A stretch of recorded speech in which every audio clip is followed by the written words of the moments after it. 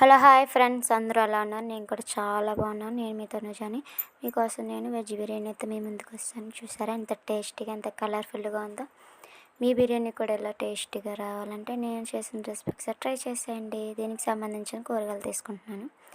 కూరగాయలు తీసుకొని mill makers నీట్గా కడిగి పెట్టేసుకోండి. కూరగాయలు కట్ చేసుకోండి. ఇప్పుడు ప్యాన్ పెట్టుకొని ఆయిల్ వేసుకోండి. ఇప్పుడు బిర్యానీ సంబంధించిన ఆకు, చెక్క, లవంగి ఇవన్నీ వేసుకోండి. జీలకర్ర ఇవి వేసుకొని ఇందులో పచ్చిమిర్చి వేసుకోండి. ఇవి ఫ్రై అయ్యాక కొంచెం ఆనియన్స్ కూడా వేసుకోండి. ఆనియన్స్ వేసుకున్నాక ఇవి బాగా ఫ్రై చేయండి. ఫ్రై చేస్తూ ఉంటే అడుగంటకుండా బాగా ఫ్రై అవుతాయి. బాగా ఫ్రై చేస్తూ ఉండగానే క్యారెట్ కూడా వేసుకోండి. ఫ్రై అయిపోగానే క్యారెట్, బీట్రూట్ కూడా వేసుకోండి. రెండు ఒకసారి ఫ్రై అయిపోతాయి. క్యారెట్ అండ్ బీట్రూట్ వేసుకొని వీటిని బాగా కలుపుకుంటూ ఉండండి. కలుపుతుంటే బాగా ఫ్రై అవుతాయి. ఇందులోనే మిల్ మేకర్స్ నీట్గా కడిగి పెట్టుకున్నాను. మిల్ మేకర్స్ వేసుకోండి. బాగా కలుపుతూ ఉండండి. ఎందుకంటే ఇది కొంచెం సాఫ్ట్గా ఉంటాయి కాబట్టి కొంచెం అడుగు పట్టేసి గుండెలాగా అయిపోతాయి. ఇందులోనే కల్లుప్పు వేసుకోండి. ఉప్పు వేసుకుంటే చాలా టేస్ట్గా ఉంటుంది. ఇందులోనే టమాటా వేసుకోండి.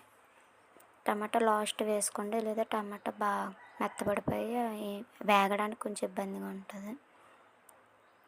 ఇందులో అల్లం వెల్లుల్లి పేస్ట్ వేసుకోండి. అల్లం వెల్లుల్లి పేస్ట్ వేసుకొని బాగా కలుపుతూ ఉండండి. ఇందులో కారం అండ్ పసుపు కూడా వేసుకోండి. పసుపు తక్కువగా వేసుకోండి. చిటికెడు పసుపు వేసుకోండి.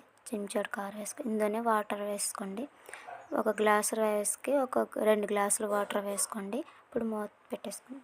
మూత తీసి చూసారా ఎంత వేస్తే బాగా మరిగిపోయింది. ఇందులోనే బియ్యం వేసుకుందాము.